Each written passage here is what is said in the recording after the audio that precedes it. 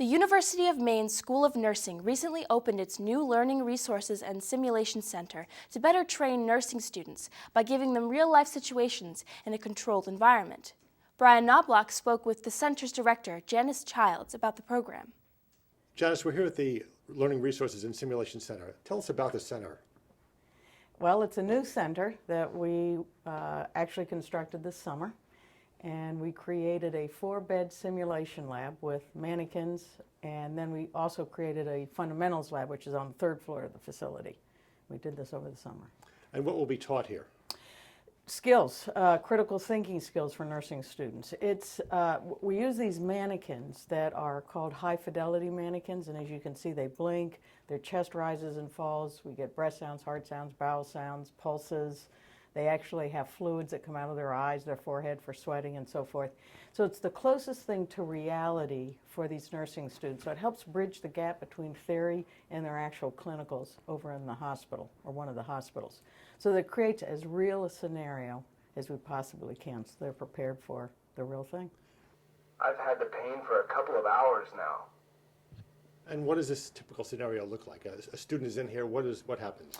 So it'll be programmed depending on the level of the student.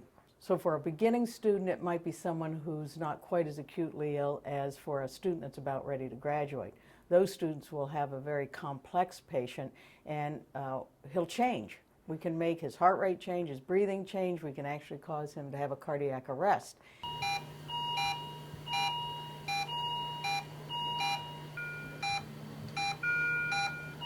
And we're hoping the students notice that and then go down their critical pathways of thinking to what they need to do to revive him, to take care of him, to respond to whatever his nursing care needs are. Will the students know what's coming before the class, or will it be a total surprise to them? No, it's usually they know what's coming. They have an idea of what the scenario is going to be, what his problems are, and for the most part we prepare the students so that their objectives and outcomes. Otherwise they come in here sort of willy-nilly and their learning is not as structured or directed. Now, the very last scenario that they do before they graduate, there might be a little more of that unknown. So again, they get to experience what they would do in a real-life situation where they may not have been as prepared. And what are the benefits for using a simulator like this? Again, it bridges that theory to clinical gap. And what did they do before the mannequins were available? Well, we have static mannequins that just lie there and don't do anything. Their chest doesn't move, they don't blink, they don't respond. He can talk, you can talk for him, he has vocal sounds. It's just more real than working on a mannequin that is what we call static, doesn't move. Do the students sometimes get lost in the realism of the scenario? They can. They very much can. And what's neat about this is if they get lost, we can stop it and we can start it again. Or they can go through it. We have a debriefing period. They learn from it. Then they can go and do the scenario again.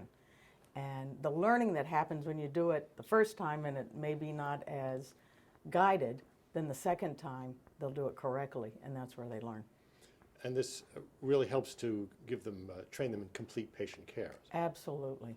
And where does the funding for the center come from? This was an earmark, and we had the support of Senators Collins, Snow, and Rep. Shelley Pingree. They helped us with this and talked with the legislature about it and the value and how important this was for educating nurses, our future nurses in Maine, and very important. Will all the students go through here eventually at some Yes. point in their training? Absolutely. Well, it's a very sophisticated robot, a lot more sophisticated than the little operation game that they used to have. Yes, it is very sophisticated. This is the 3rd generation, and I can only imagine, he's about 10 years old from when they first came out with the first SimMan. Can't imagine in 10 years what it'll look like. Maybe he'll be walking around.